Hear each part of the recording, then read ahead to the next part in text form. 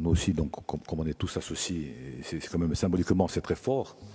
C'est très fort parce que nous, on vient d'une mouvance, pour beaucoup, qui a toujours été contre les murs électrifiés, contre les frontières, notamment les frontières immatérielles, ces frontières entre les cultures, entre les langues, les suprématies des uns contre les minorités. On été contre aussi la différence exprimée dans les couleurs, les drapeaux, les croyances.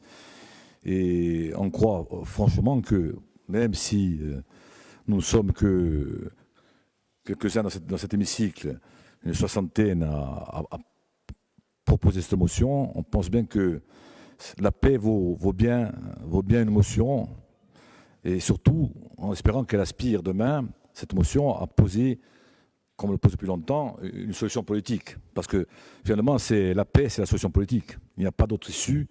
Et la paix, pour nous, c'est la plus belle des perpétuités, on dira comme ça, la plus belle des perpétuités contre toutes les oppressions et contre toutes les prisons. En un mot, cette motion, c'est la Corse qui parle d'espoir. C'est ça le vrai message qu'on porte au Proche-Orient, et d'autant que le présent très incertain peut peser demain sur nous aussi.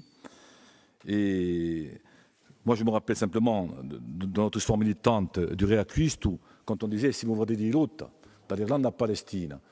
Mais c'était peut-être pas la même Palestine, parce qu'il y avait à l'époque autre chose comme force en présence et comme surtout position en présence. Aujourd'hui, ce qui me semble dur, c'est que la religion écrase le sacré, là-bas aussi.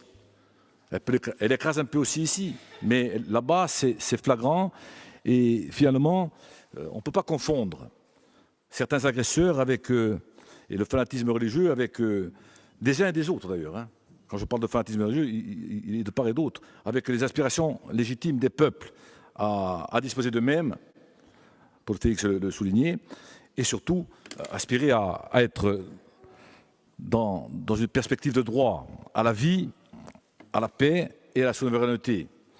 C'est important que la Palestine, qui est aujourd'hui divisée entre la Cisjordanie et la bande de Gaza, puisse demain vivre en tant qu'État souverain à côté d'Israël, à côté de l'Égypte, à côté de la Syrie, à côté de la Jordanie, à côté du Liban, de tous ses voisins, et surtout donner cette impression d'espoir à la Méditerranée qui en a bien besoin.